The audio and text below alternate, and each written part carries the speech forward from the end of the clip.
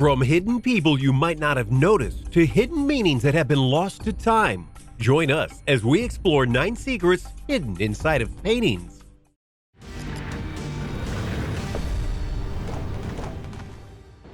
Number 9. The wrong ear.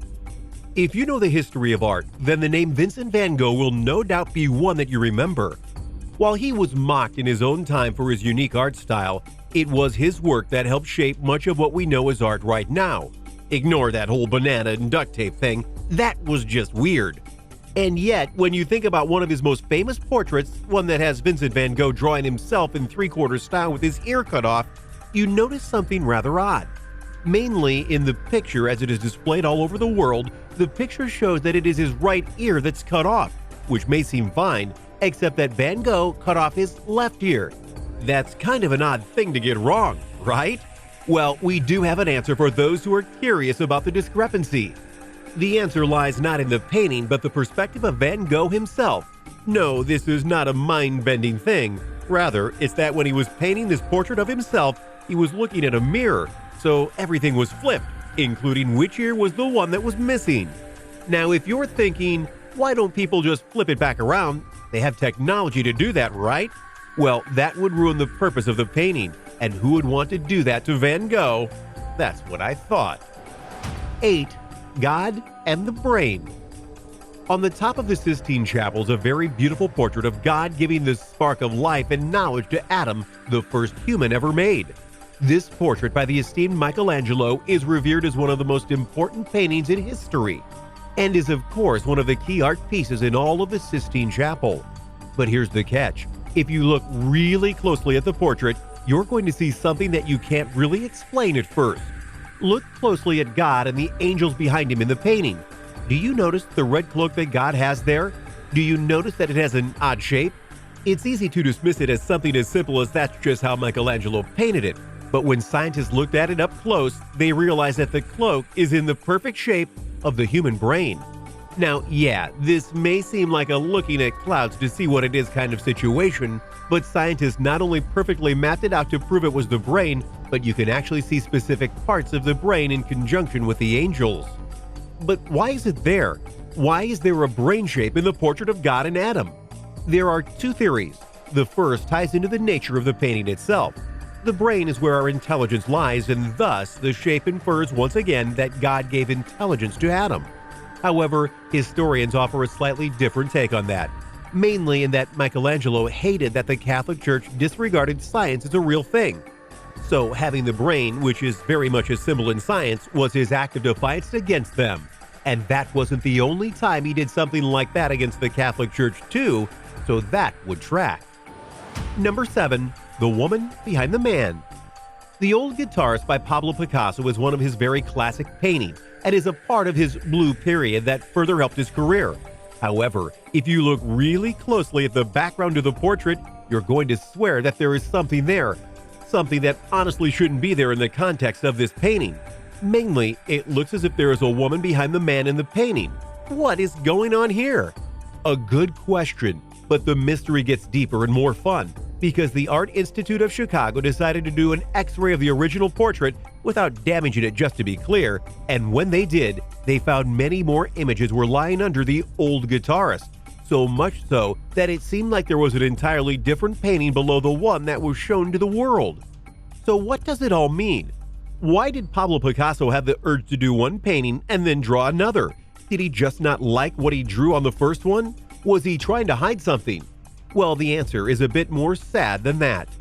Much like many painters of that time period, the art wasn't paying the bills, and so they needed to do what they could in order to keep making things work, and to do that, that meant that occasionally they had to paint over portraits that they had already drawn on. So at one point, Picasso did want to make that picture with a woman as the focus, but he decided to draw over it to make the old guitarist. Picasso was not the only artist to do this, to be clear. He's just one that had it done in a way that it got noticed. 6. Down with the Pope. Remember Michelangelo in the Sistine Chapel? Well, like we noted, he had a very tenuous relationship with the Catholic Church, and especially those that ran it. True, he did work for them, and even did the Sistine Chapel for them, which showed a lot of restraint and the desire to make art above all else. but it also gave him a chance to get back at those he felt was making the world a worse place, which ironically included the Pope. Pope Julius II was the man who commissioned the Sistine Chapel, which you would think would make him popular amongst the people and such, and while that may have been true by the end, it wasn't the case at the beginning. He was very much a pope that nobody liked, and that included Michelangelo. So what did he do to get back at the Pope? Simple, he drew him on the Sistine Chapel ceiling. It's subtle, but if you look at the angel known as Zachariah, you'll notice that it looks like Julius II. And if you look even closer, you'll see he's doing something with his hand. That is a snarky gesture from that time period known as the fig.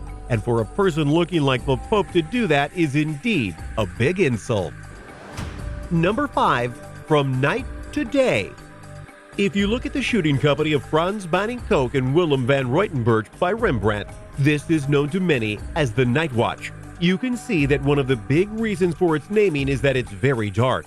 It looks like this militia group is going out in the dark to get a job done, and that's why the Night Watch moniker has stuck for all of these years.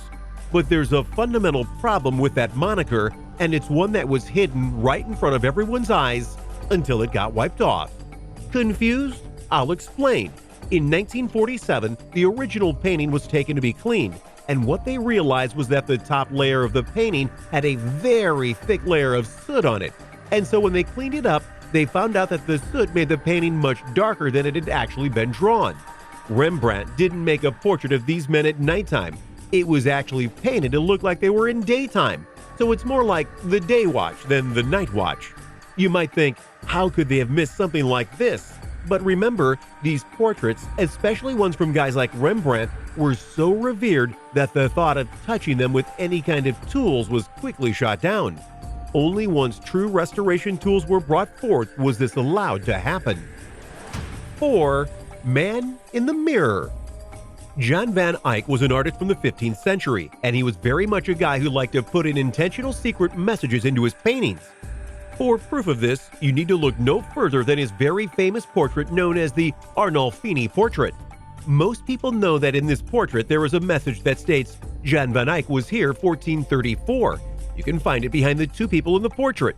However, if you look even closer in the portrait, you're going to notice that there is a mirror, and within the mirror is another view of the scene at hand. Within that scene is actually two other people, one of which is believed to be Jan van Eyck. Especially, there is a person who is believed to be raising their hand in the picture, and that's supposed to be them. I'm sure some of you will find this funny that the artist themselves is making a cameo appearance in their own art piece, but if you have the ability to do it, why not do it? Why not have some fun with the art piece you're clearly putting a lot of fun and effort into? Number 3, The Strength of David. Thought we were done with the Sistine Chapel? Oh no, we still got a lot of secret messages in there. Which makes me wonder what to think of Michelangelo if he was willing to do all of that. Whatever. Anyway, this time, the message is a little more subtle, and honestly, not mean-spirited. Part of the series of images in the Sistine Chapel include a picture of the legendary battle between David and Goliath, a tale told in the Bible. But if you look at the positions of both David and Goliath, you'll notice that the poses make the Hebrew letter known as Gimel. What does that mean? It's the symbol of strength. This hidden message can truly be interpreted a series of different ways. For example, the reason Goliath was so feared was that he was a giant amongst men and had the strength to match. His strength put fear into the hearts of the Israelites. But in contrast, you could also argue that the symbol of strength was meant for David, because it was not the strength of his body that led him to victory against Goliath, but rather the inner strength and the strength of faith in regards to God that propelled him to victory. Either way, it's a nice visual and a nice message about what strength really means and what it can mean to others. Seriously though, what's with Michelangelo and these secret messages? I'm just saying. 2. The musical Last Supper. We're going to end this list with 2 entries featuring works from Leonardo da Vinci, and the first of them comes from his piece known as The Last Supper.